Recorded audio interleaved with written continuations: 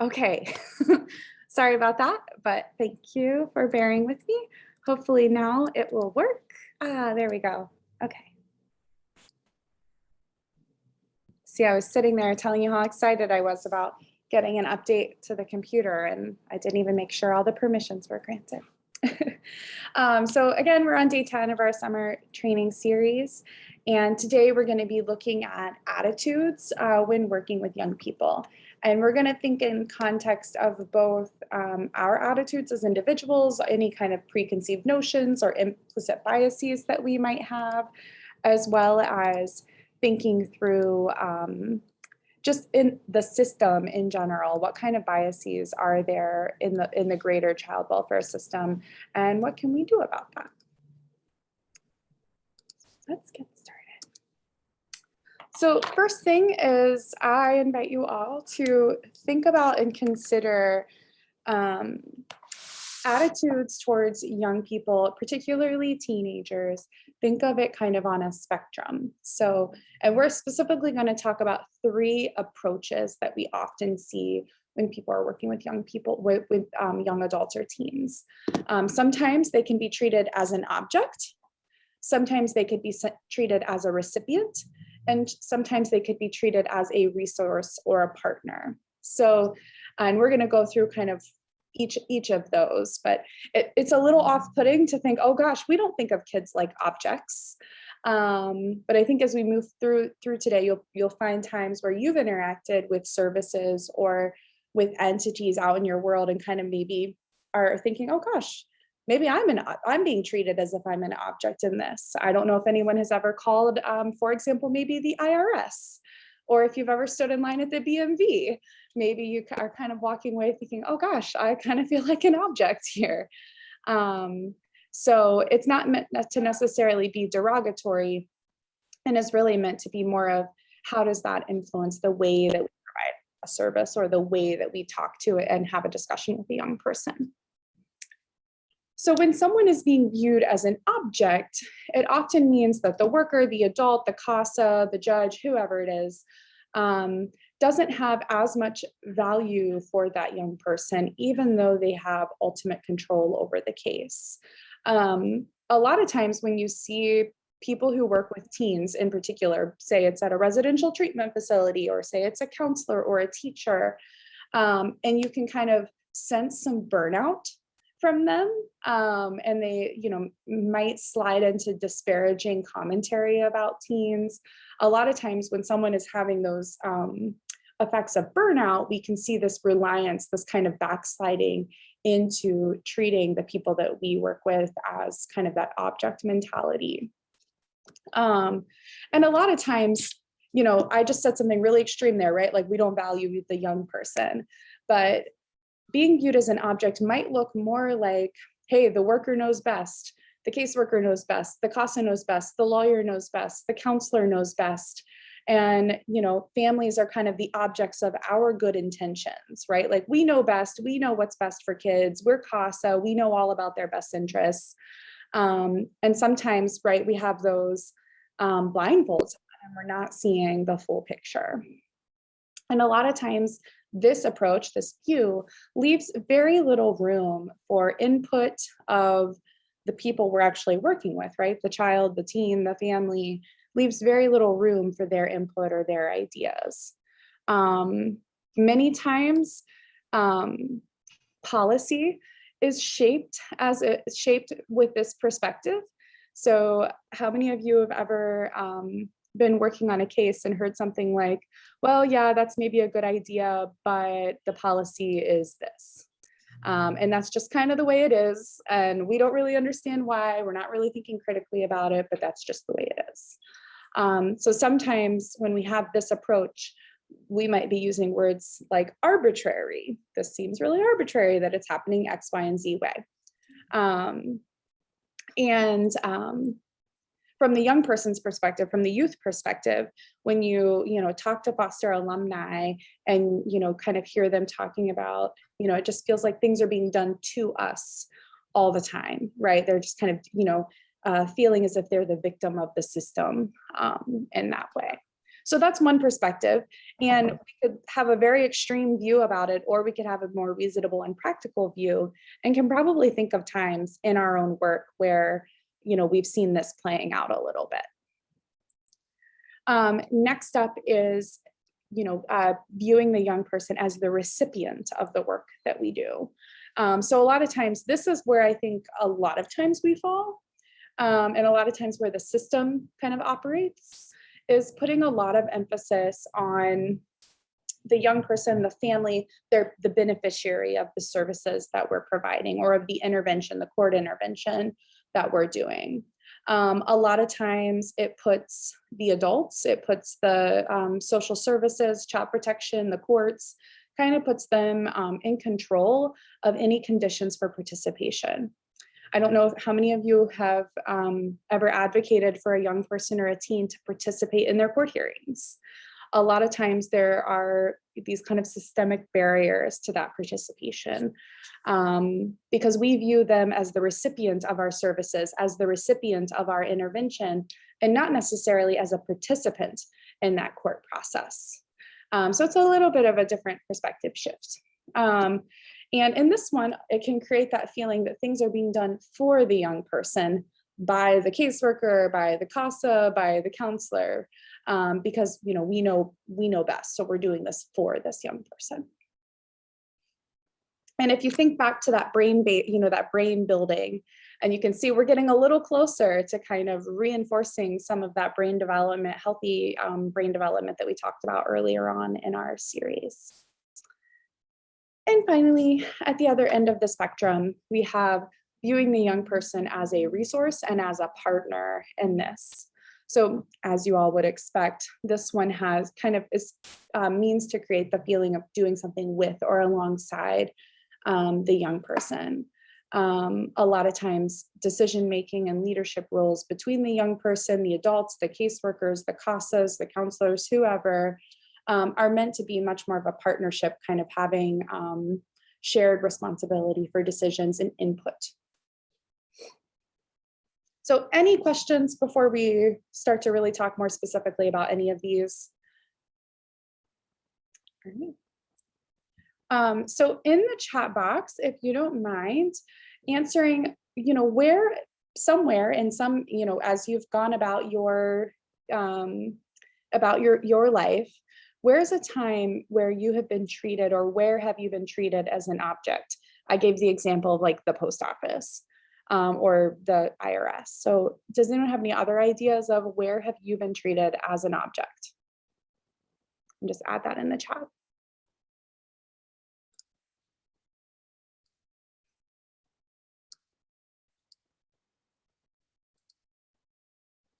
Or feel free to unmute as well.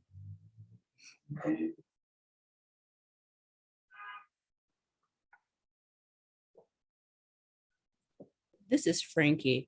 I won a scholarship to go to a high school in Minnesota. And so I lived in a house with 7 other girls. We boarded there. And something had happened in the school with one of the girls that lived in the house.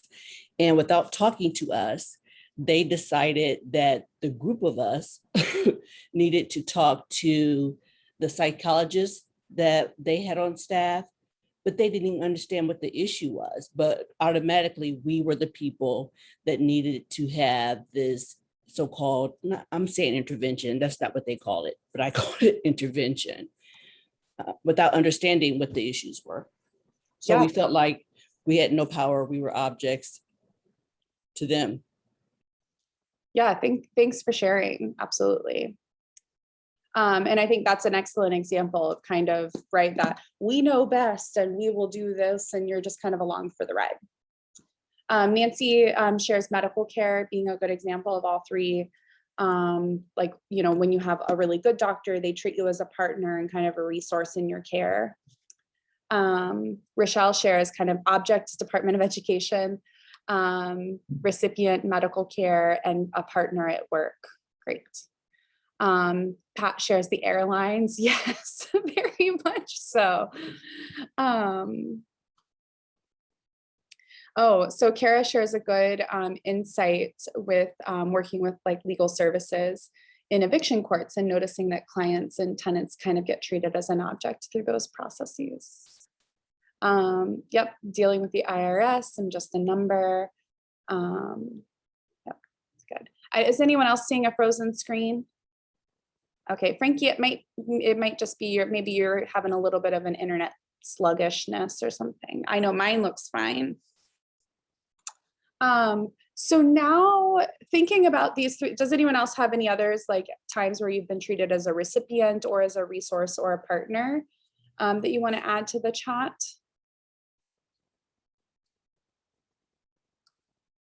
I know I think of being treated as an object very much with like bureaucratic kind of spaces. I often feel that way. And then recipient, I often think like medical care, those kinds of things. And then resource and partner, I tend to think more of like in my personal life and like my personal relationships and things like that. With like maybe some of my volunteer work, things like that, where I feel more kind of a resource. Does anyone else have any to add? Okay. So does anyone want to share when you've had those interactions where you kind of have been treated as an object? How do you feel? Just like one word or, kind of how do you feel? And add that to the chat or feel free to unmute. Angry. Angry. Yep. Good. Unvalued, unimportant, resentment. Yep. Invisible. Absolutely. Dehumanized, frustrated, like I'm not a person. Absolutely. Powerless. Like you don't matter. Yep. 100%. So now think about those times where you were treated as a recipient, like a lot of you said in medical care or, those kind of supportive services. So when you've received services that way as that kind of recipient, how do you feel then? The same, different?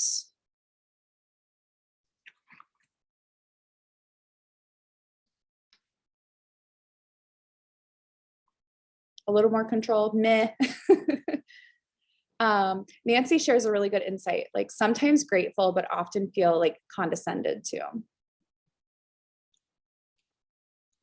Yeah, I've had a few recent medical encounters where I've had that kind of feeling of, I kind of walked away feeling like, do they think I'm like a competent person? I was walking away like almost questioning my own competence because of that kind of, I was receiving, they're the expert, I'm receiving their service kind of thing. Yeah, Kara shares, sometimes still dehumanized. Yeah. Okay. And now think about the times where you were treated as more of the resource or the partner. So some of you mentioned like your workplace or your family or, medical care from really good providers. So what's the difference there? How do you feel when you're receiving that approach or when you're getting that approach? Valued, competent, important, respected. Yeah. Oh, as a CASA. Yeah, thanks, Deb. Any other thoughts? Great. So yep, someone put like as part of the team, feel as part of the team. Absolutely. I often think, and maybe it's just because it's the start of the school year, one of my children has an IEP at school. And for those of you that have ever worked with an IEP, that's like, it's a very, a new word for stress should be invented for that process. Because stress it doesn't quite accurately describe it. But I see a lot of times questioning, questioning the approach. And I always have to kind of remind myself and my kids' team of, this is a team, but, my kid and I are the leaders of this team. And kind of asserting in that way is, even for myself as a professional, like respected professional in the community, I'm very intimidated by that entire process, even though I feel pretty confident walking in.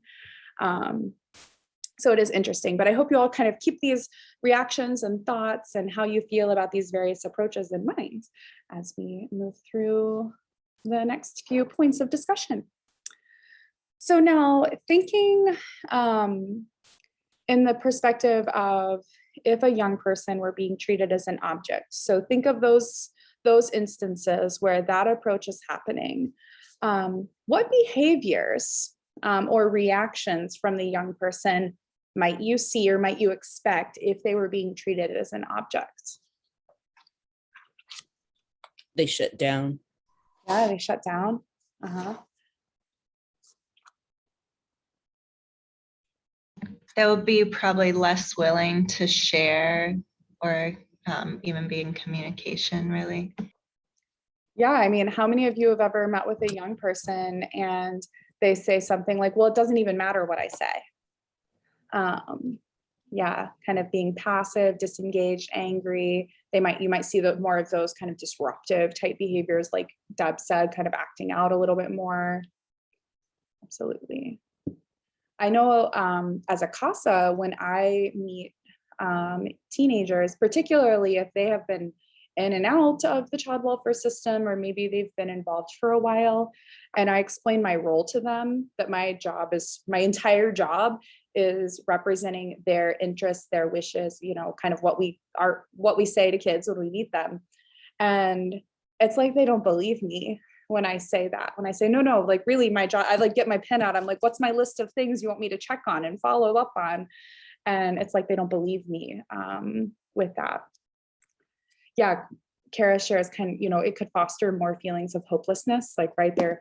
I think Frankie used the word power, right? Like I was powerless, or they kind of didn't give us any power when she was describing that situation. Great.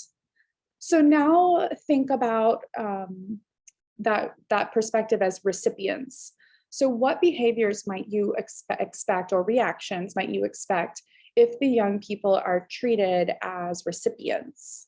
So we're just providing these services, we're doing these things for them.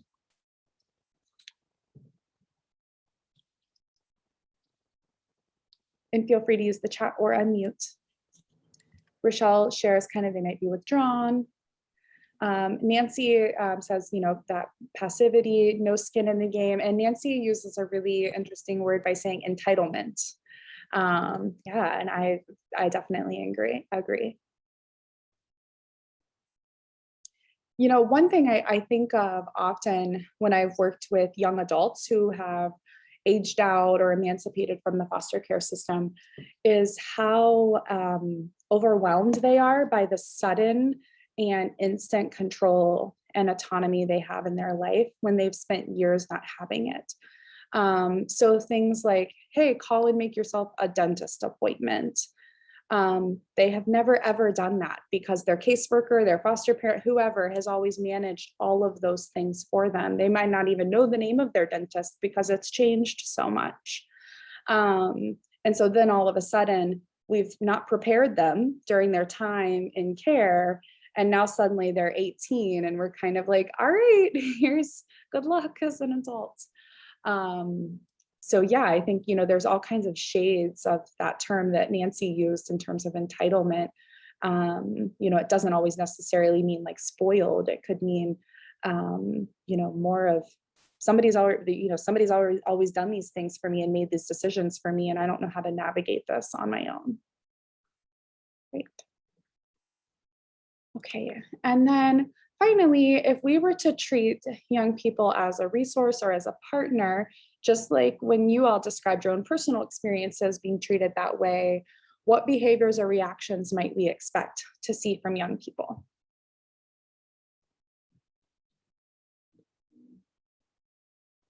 Great collaboration. Mm-hmm.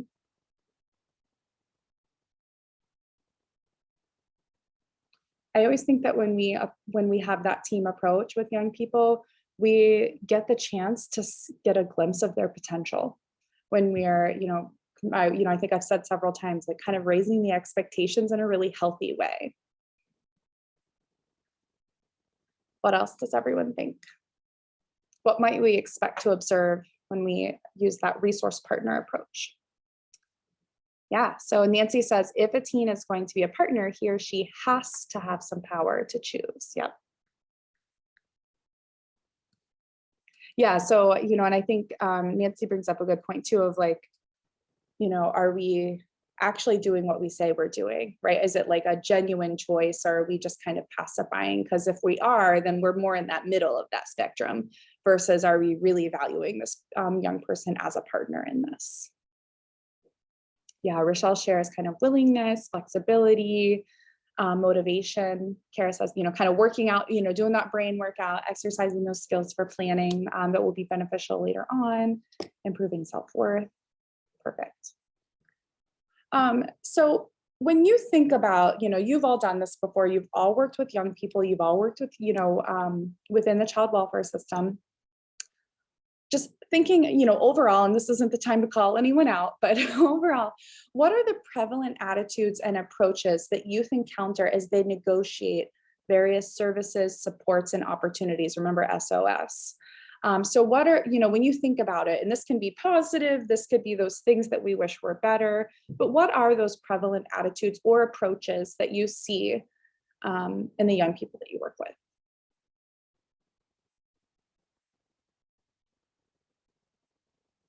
Yep. So Nancy shares, a teen will participate in the permanency roundtable process to express where they want to go after their residential placement, but they don't really have a choice, right? So it's kind of, we have this roundtable discussion and we say, what's everyone's ideas?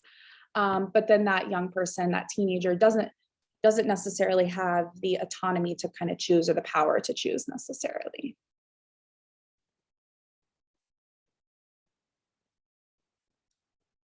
So I think that kind of falls in that middle recipient, right? We're seeking input and we're gathering input, but we're really still kind of doing things for that young person.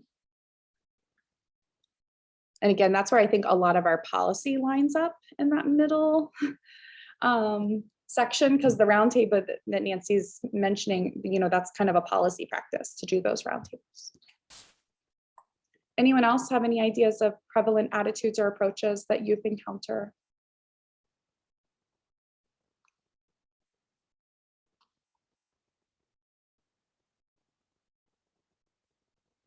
Yeah, Julie shares, things aren't necessarily individualized. Yeah, I definitely see that too. I think especially in COVID, with the time of COVID, I think because things have just had to be streamlined and much more basic and simplified, I'm seeing a lot of like very boilerplate type services being provided. Great. So I think I can guess what you're all going to say, but of the three approaches, which do you think contributes to building a positive relationship with the young person?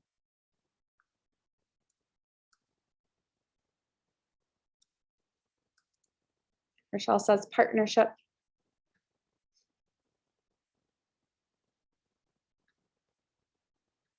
So it's looking like we're agreeing with partnership.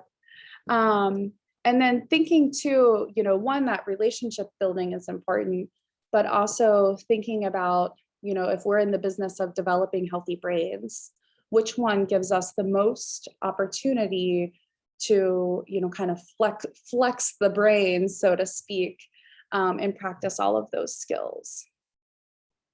Yeah, and Nancy, I love the caveat that Nancy shares, partnership kind of, if it's authentically a partnership, if the teen has some actual say in what happens to them.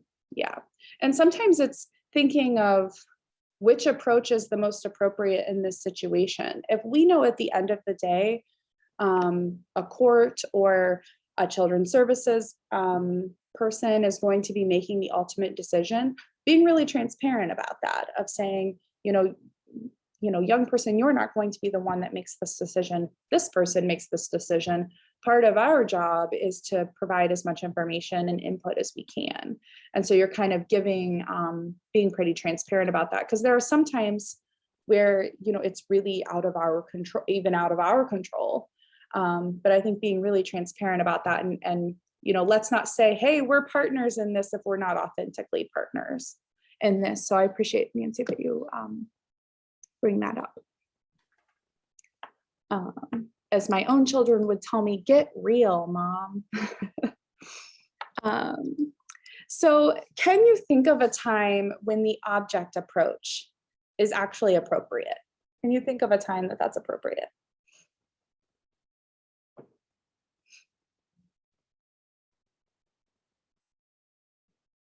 Nonverbal during emergency removals. Yeah, Nancy, yeah, that's a good point. Like during like a true crisis where they're really, you just got to get kind of things done, keep everybody safe.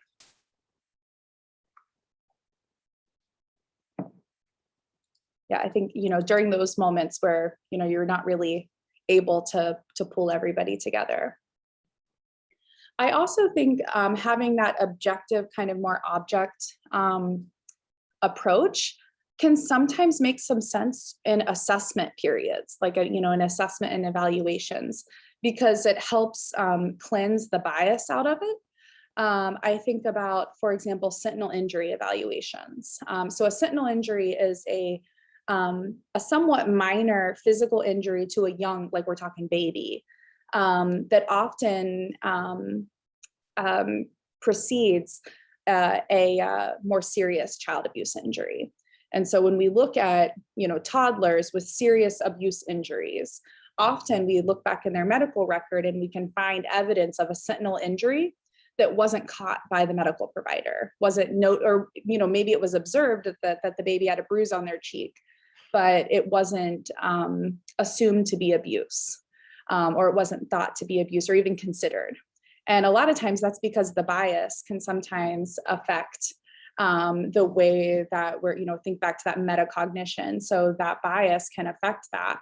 And so if you have a doctor who has an upper middle class family walk into their office and they observe a bruise on the child's cheek, they're much less likely to assume that that's abuse because of their own assumptions about that family, versus if it were a family that appeared to be more poor, or a family that appeared to be under the, using substance, having substance use disorder. So now there's this standardized evaluation that, is this kind of checklist where they work through those pieces in hopes that we don't miss those sentinel injuries in the future. So I think things like that, those kind of objective baseline assessments and evaluations, that maybe makes a little more sense for that object approach. Obviously, that was an example about babies, but there are times when I think that can be useful. Cool. Now let's think about the recipient approach. Are there specific times that you think that's most appropriate?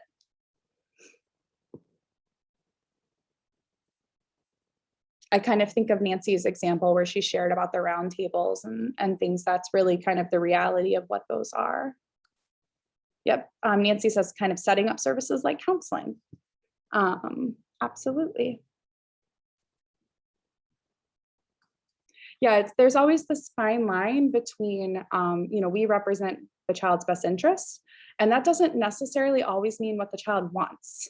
So what you think is best for a child might not align with what they want to happen. And so kind of having those transparent conversations about it are really critical. Yeah, Julie shares with like really young kids, that makes more sense. Absolutely. Okay.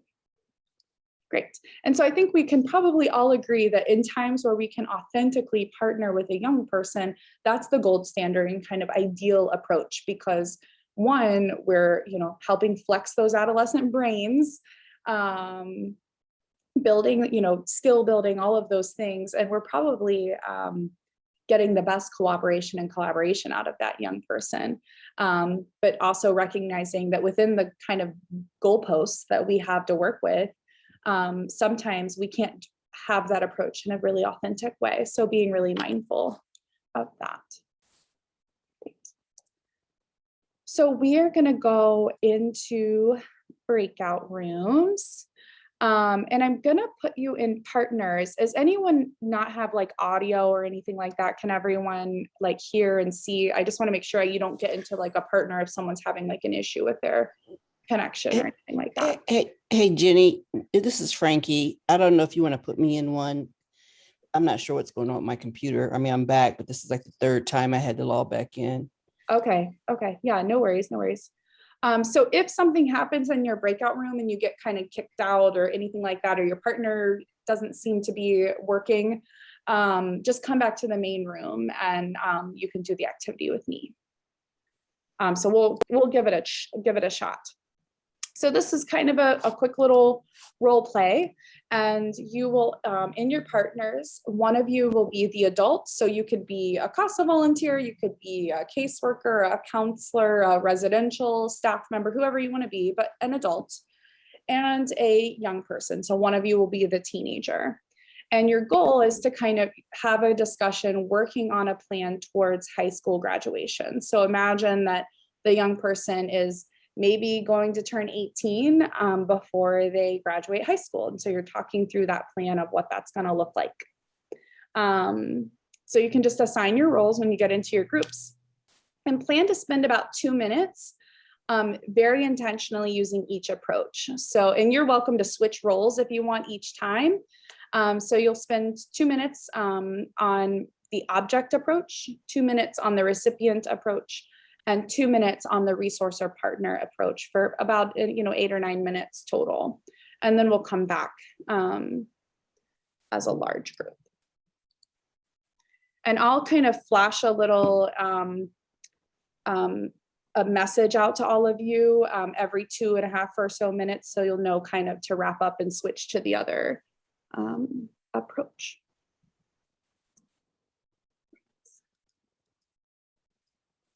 Okay. So if anyone has any trouble, just pop back out to the main room and I can help. All right, I will see you all in 9 minutes.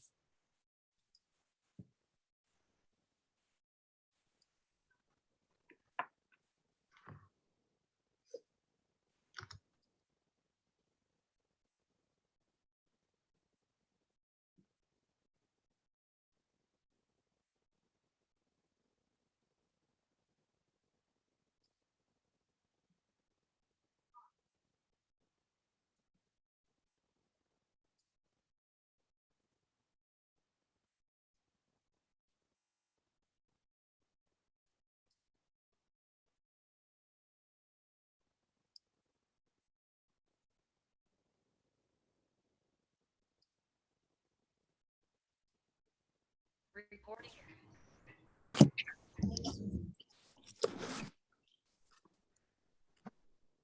Welcome back.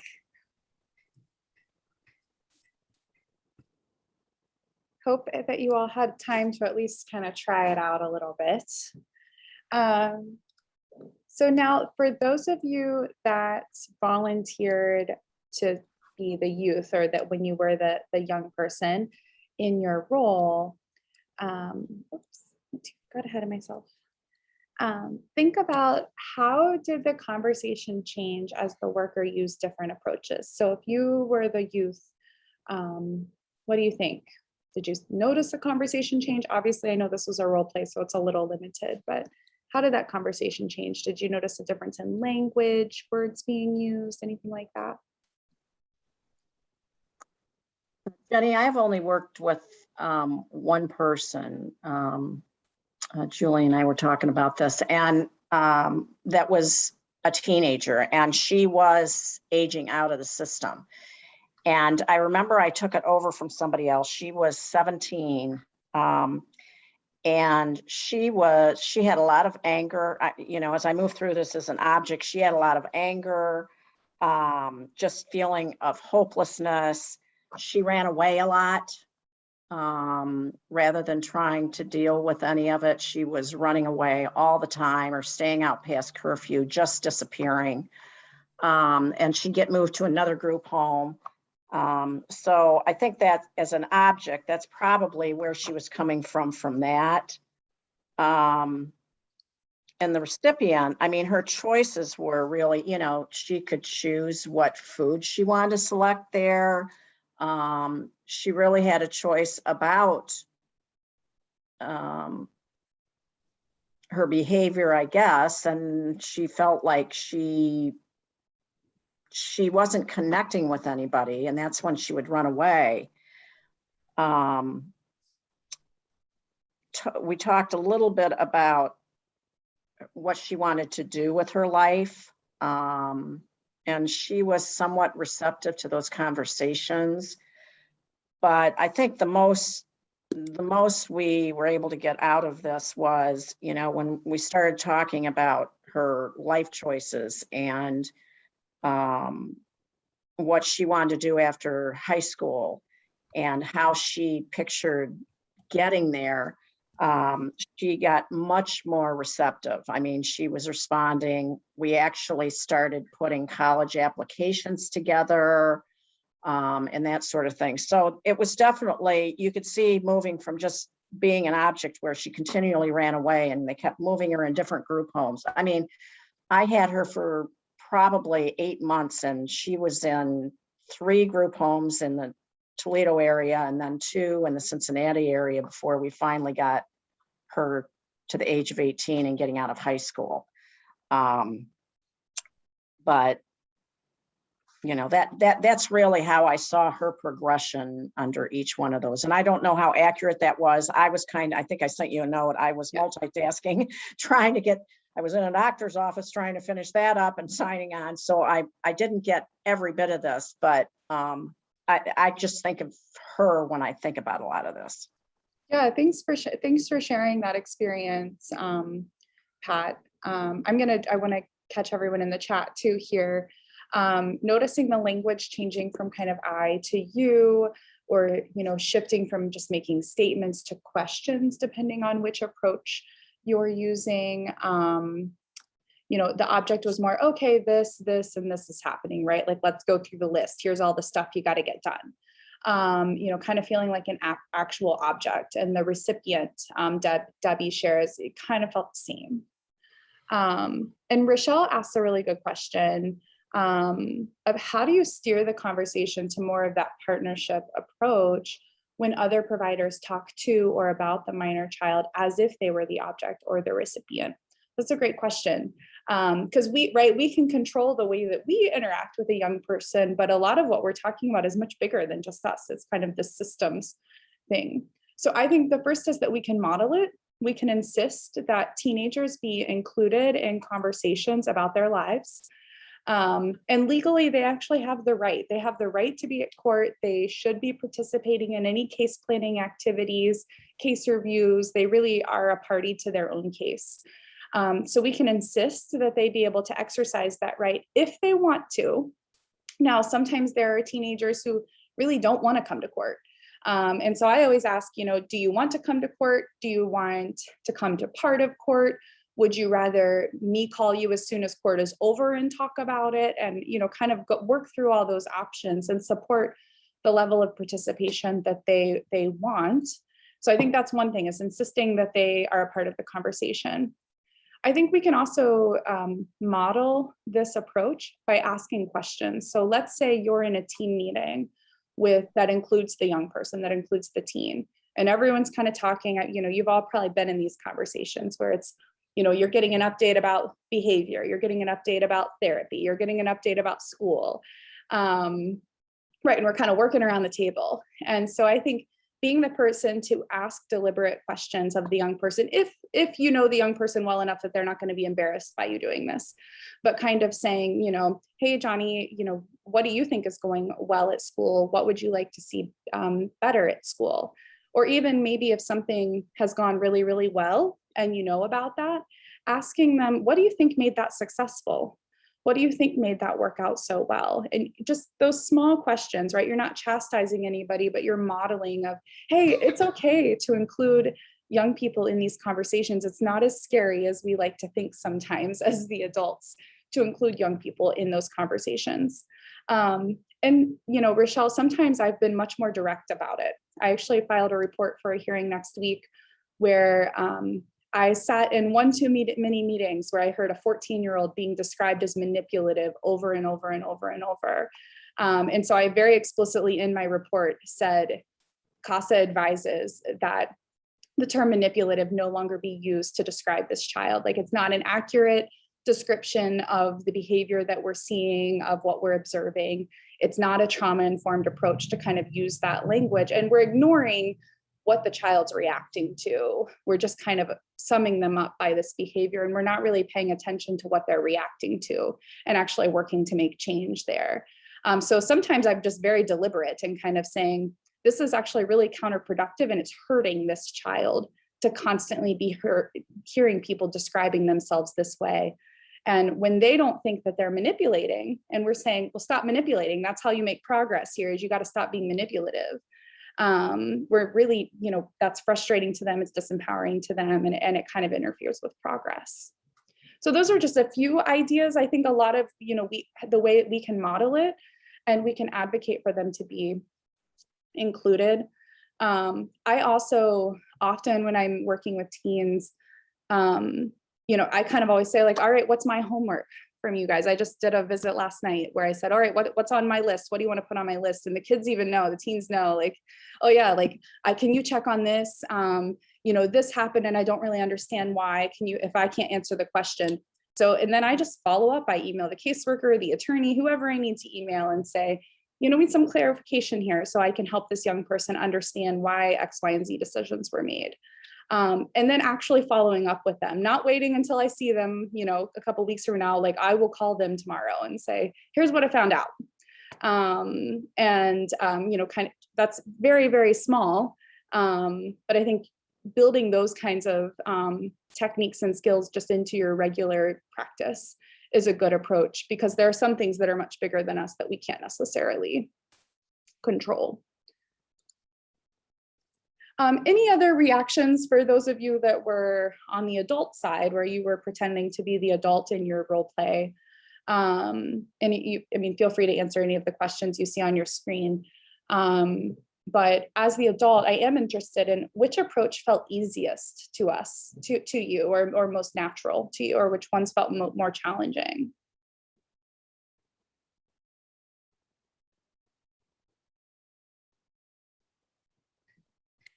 I think resource partner was easier. Mm-hmm. Resource partner was kind of easier. Yep. Not that I agree with this approach, but as the adult, it was the easiest for me to do the object approach, because I just listed what was going to happen and didn't ask for any feedback. And then, that was it. Yeah, no, thanks for saying that, Kara. It was the path of least resistance, right? Yeah, Nancy says, partnership takes a lot more creativity, and it kind of requires perspective taking as well. And so, while I think we probably feel the best when we're working with teens at that level and using that approach, it sometimes can require a little bit more sophistication, I think.